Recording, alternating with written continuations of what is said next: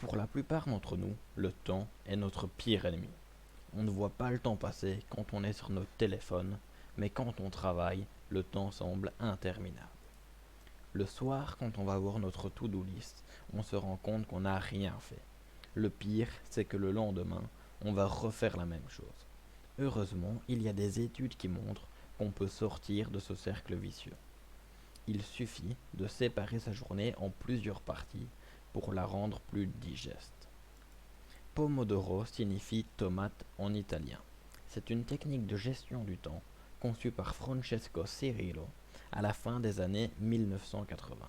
Le nom de la technique fait référence au minuteur en forme de tomate utilisé par Francesco pour délimiter ses périodes de travail et de pause.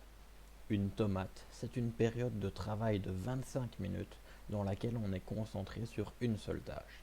Cette session doit être intense et sans distraction. Le but de la méthode, c'est de manger le plus de tomates dans une journée.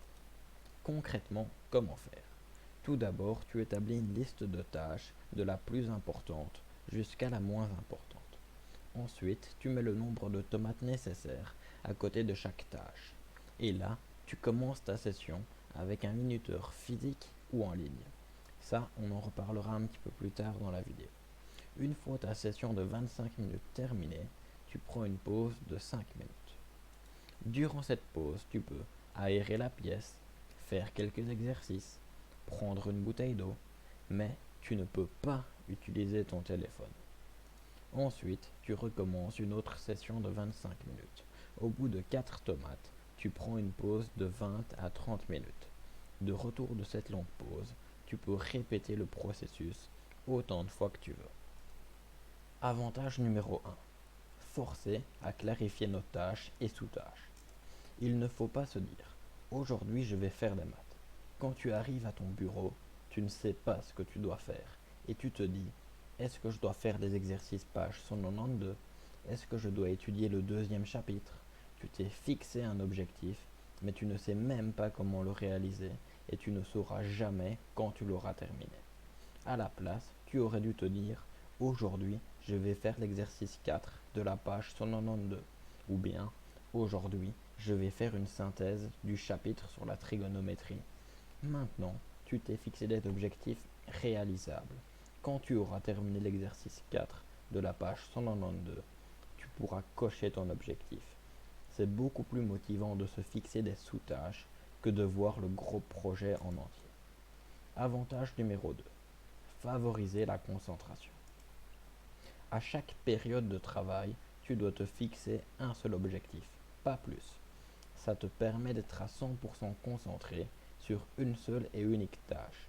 Comme tu ne disperses pas ta concentration sur plusieurs tâches différentes, tu seras beaucoup plus concentré sur la tâche que tu es en train de réaliser. Avantage numéro 3. Diminuer la fatigue physique et mentale en prenant des pauses régulièrement. Effectuer des pauses régulièrement te permet de ne pas avoir ce coup de mou à la fin d'une période de travail de 2 heures sans pause. De plus, bouger à chaque pause est très bon pour ton corps.